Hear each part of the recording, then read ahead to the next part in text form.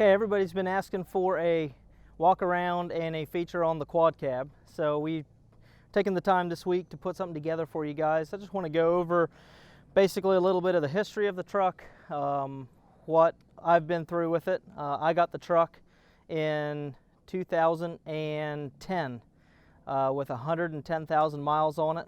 As of today, it has 250,000 miles on it. So I put 140,000 miles on it. The first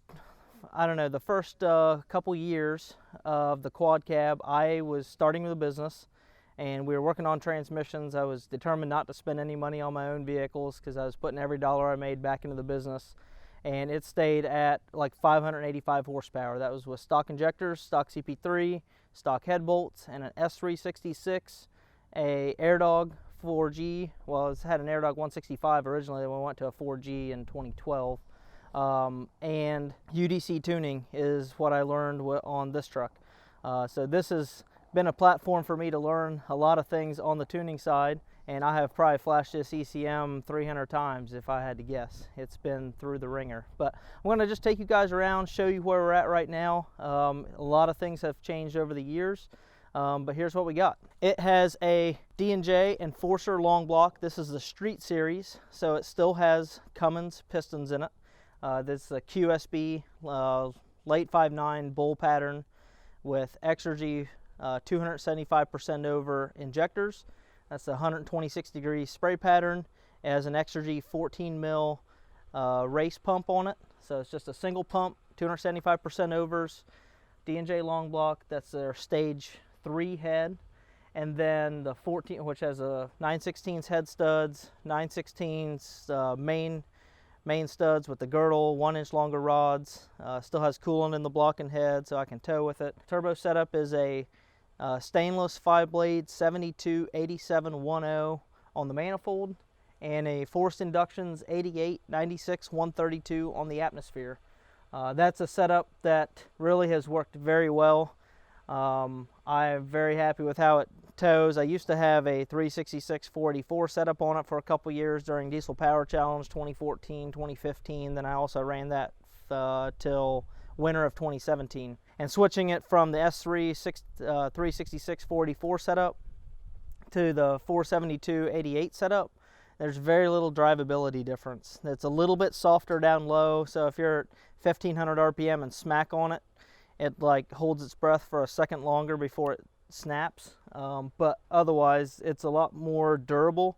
I never did have problems with the 366 on the manifold, but I knew I was pushing my luck. So very happy with the twin setup. It's got a Mishimoto radiator in it and a Mishimoto intercooler, and then we've got just a small aftermarket coolant bottle here. I've removed the factory coolant reservoir, but we just got done towing to Virginia with the truck, towing the gooseneck, Landon's truck, and the Razor on it. We were like 24,000 pounds gross, towed it over the mountains, no problem. It really does daily drive.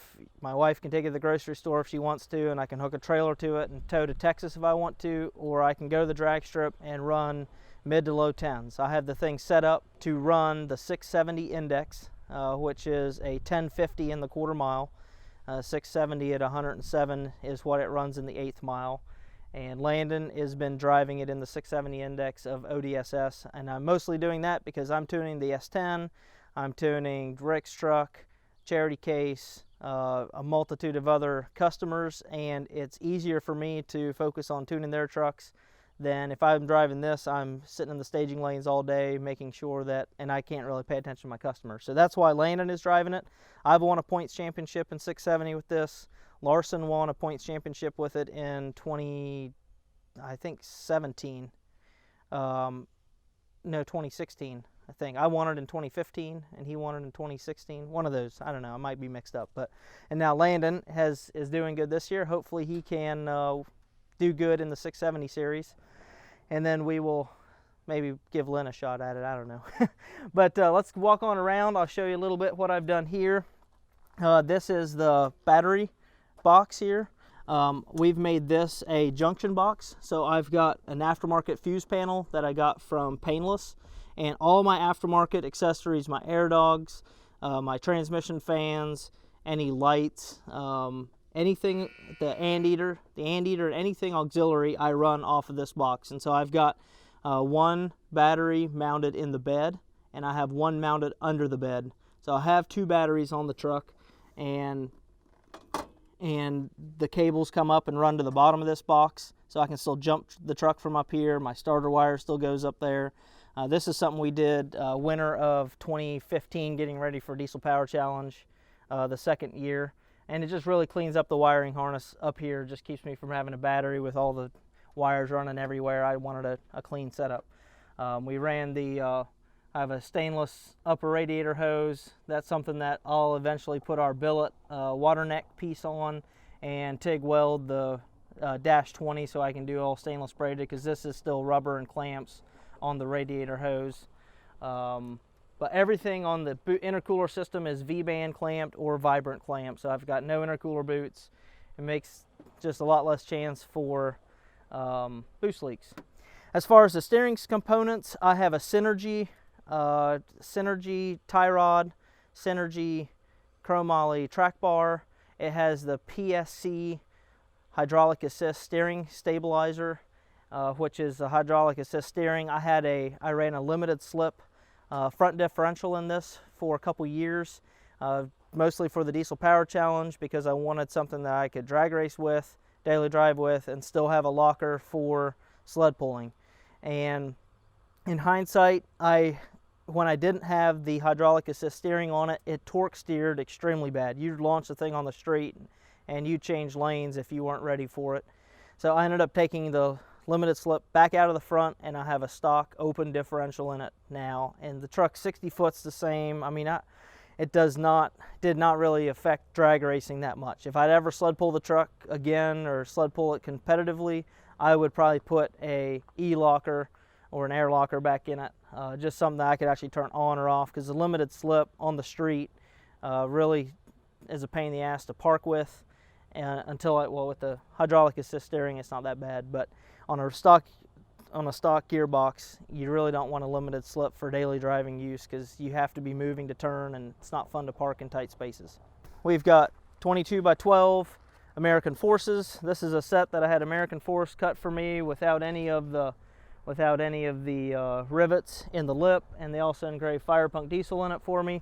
Those are Toyo Open Country AT2 tires. Those have seemed to work the best for something to daily drive and tow with, because when you put a lot of weight on these, on a 22-inch tire, low sidewall, you need a decent amount of sidewall, or else they'll end up blistering the tires. I have blistered Toyo Dura grapplers, Terra grapplers, and Ridge grapplers when I was towing the Pro Street trailer.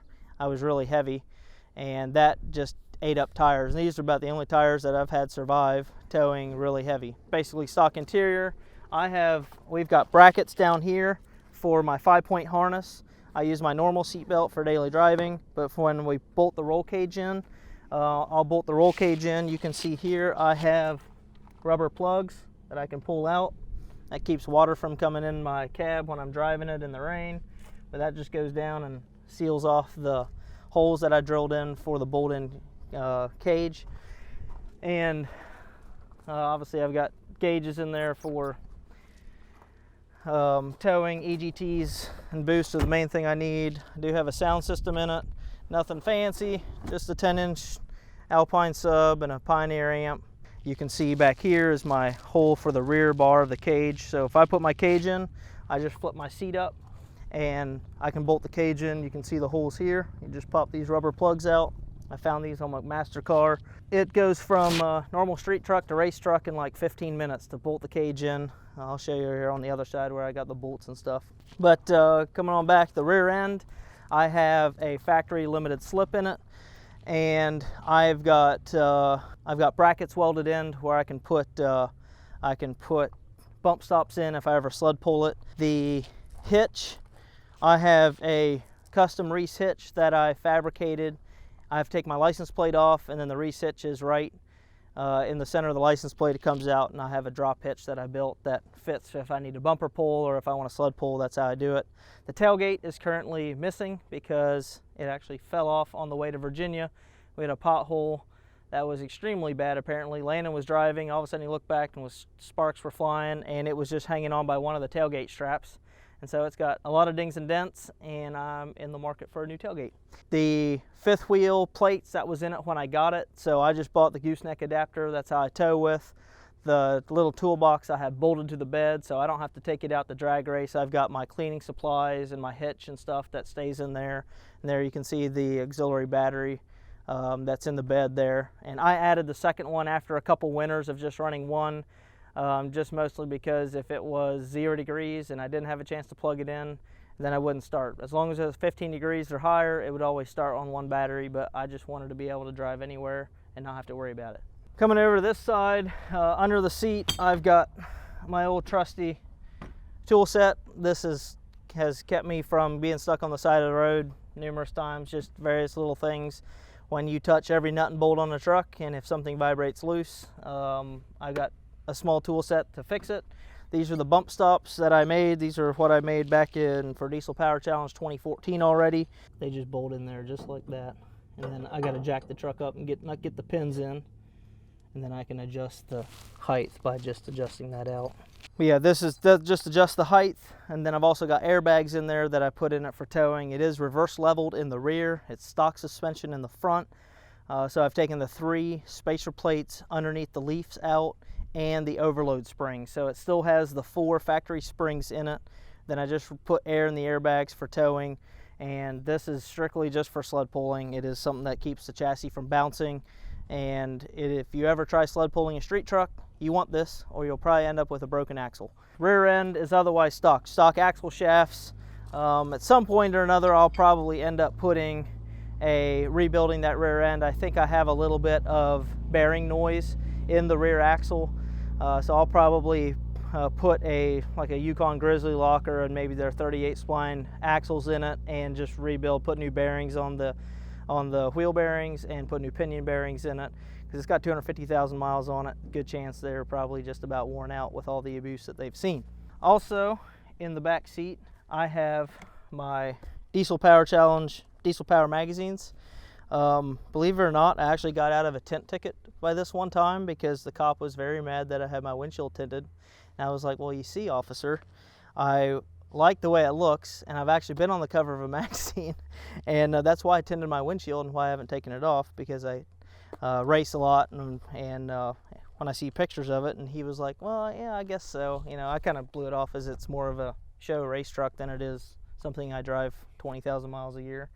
And I have my Diesel Power Challenge 2014 competitor pass. It is something that it's been 6 years since I was in Diesel Power Challenge, but it's something that was monumental for me in building the truck, kind of overthinking the challenge, making sure that we have all of our areas covered to where we can be competitive in each challenge.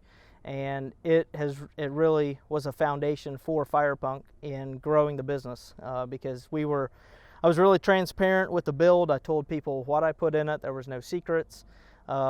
People asked, and I told them exactly what I did, and I think that was monumental in the following that we got as a shop, just because we are open and honest about stuff. And I still try to do that with all racing stuff. If you guys are racing, you have questions about what we're doing, it's not that we have better parts than anybody else, it's just we're putting the whole package together, because you can have a really good injector and you can have a really good turbo setup and good tuning, but if your long block is not right, if your transmission setup's not right, I mean, it takes a well-rounded package to be successful in all areas. A street truck like this takes a lot of parts. I got a lot of parts on this truck that if you would build this truck from the ground up, you'd spend 60 grand in parts.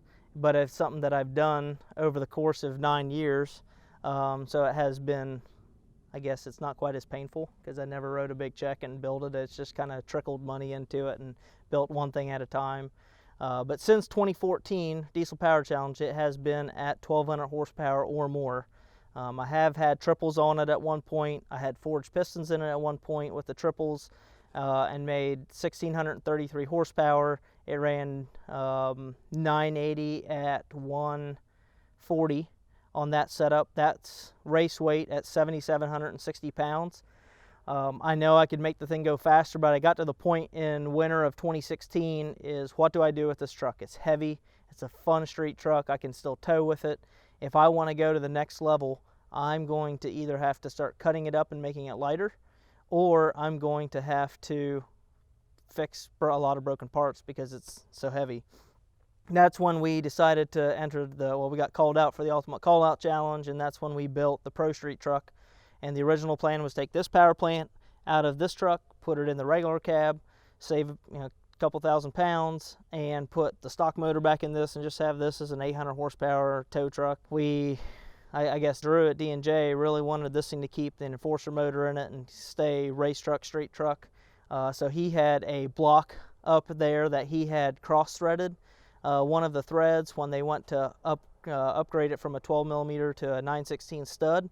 And so he had like most of the work done for a street deck plate motor, but the one hole was cross-threaded, so he couldn't sell it. And he was like, I'd be willing to donate that block if you want to cover the rest of the stuff. And so we worked together and we ended up keeping that's why we put the street Enforcer together, where we still have Cummins pistons. But then I know I try not to go over like 1,400 horsepower and 22 or 2,300 foot-pounds of torque. Right in that area is where the Cummins piston, the keystone ring, will start losing tension and it gets really pissed off and you'll end up having to put a set of rings in it. So 1,280 horsepower is all I need to run the 670 index, and that's generally what it stays on. That's what it's on right now. That's what it tows the trailer with. That's what I drive to town with. And I know if I go to the drag strip, it's going to run a 1050, and it's got plenty of power for what I need. Occasionally I'll turn it up on the dyno and make 1,400, or if I'm at a grudge race, we might turn it up. For the most part, the truck stays at 1,250 to 1,280. Going over the rest of the drive line, this has our Firepunk Comp 3 transmission in it.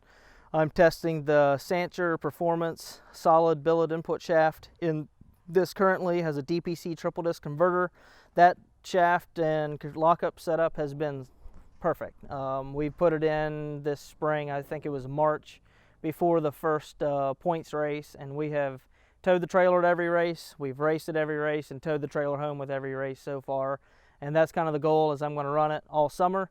End of the summer, we'll pull the trans out, make sure everything looks good. Everything looks good, that shaft will be on sale and probably go as the standard shaft for our Comp 3 transmissions. I really like the design of it, but I've learned my lesson a couple years ago. It had been 2015, I believe. There was a shaft that came out that looked really promising, and we started using it. We put it in like 6 or 7 transmissions, and I was telling everybody how good it worked because I had it in here and I had not been able to break it in 3 months, and so I started selling it. And what happened is, in about 6 months' time, the billet stator support would, the material was too soft, and the pump gear would actually wear into the stator support, and I ended up having to warranty pretty much every transmission that I built with that shaft. So that is why I'm holding my breath, not selling these to the general public until I really have put this thing through 20,000 miles of street use, towing, and drag racing. And that's what this truck is for. If I've got a part that I want to try, I put it in this thing and I beat the crap out of it. If it doesn't break, then it's for sale to the general public, and it saves me the headache of having to warranty it, and it saves you the headache of not getting parts that fail. So that's really what the goal is of this. Keeping this on this level is because I really don't need to have a 1,200 horsepower street truck. I've got the 19 that I'm driving a lot of the time now, but we use this to R&D a lot of the parts, and it really is still useful because customers come to the shop and they're like, what's your transmission feel like? I say, get in, and we go around the block. I give a lot of rides, customer rides in this.